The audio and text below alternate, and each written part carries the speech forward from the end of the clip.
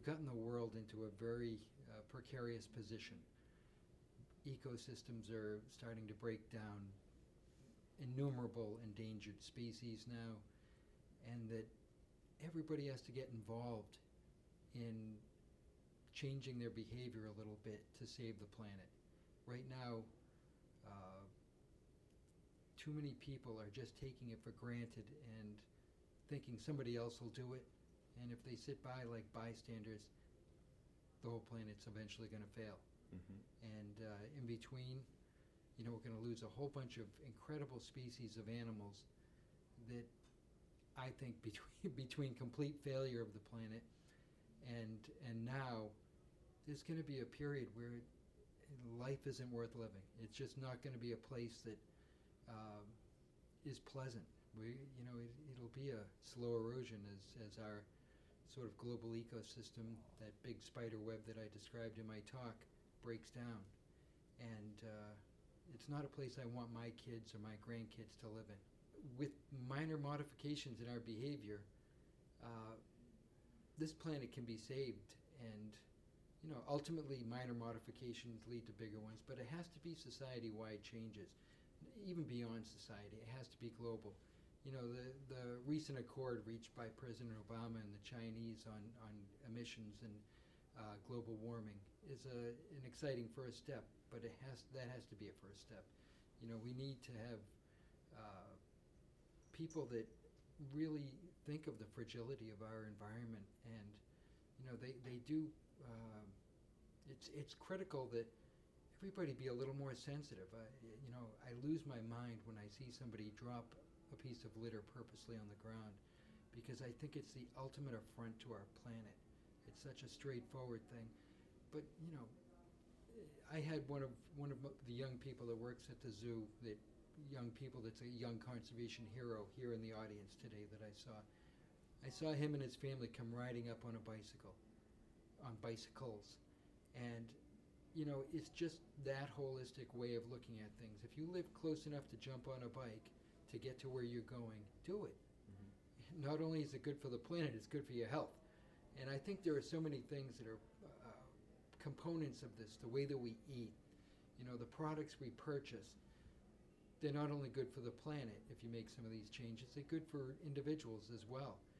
And, obviously I'm passionate about the animals. Wildlife has been my entire life. And I love, people are always asking me, what's my favorite animal? You know what? I love the whole spectrum, including invertebrates. But, I have some favorites. But I think the incredible, they are just so, especially as you get to know them personally, incredible. They are, everybody likes to characterize a gorilla. Well, each gorilla, like every person is an individual. A whole set of behaviors and likes and dislikes that are individual to that animal.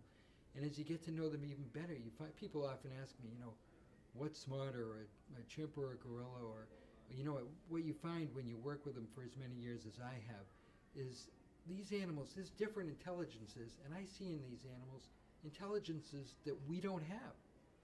One of the ones I've noticed in the gorillas, they know I'm the boss of the humans, and they behave accordingly.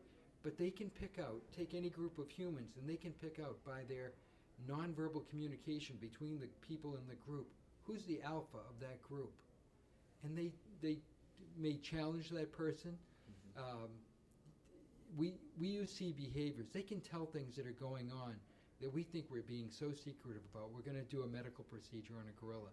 We keep everything the same. They know. But, the other animals are amazing. So, while I love people, I think we're not just preserving this planet for people, we're preserving it for the entire denizens that we share the planet with. And it's incredibly inspiring to get to know those animals.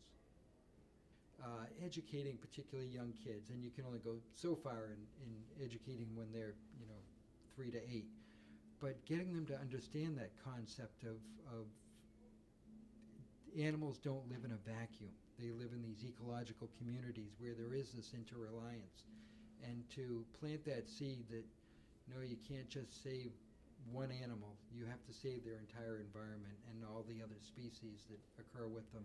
So in a rudimentary fashion, I guess, we're planting the seeds for kids to understand that concept. I see it as very challenging, but again, very fulfilling future for our zoos and the importance that they play in our sort of society, and especially with these urban kids. I think it's so important that they get introduced to nature and that we sort of plant that bug and get them so that they become conservationists as well.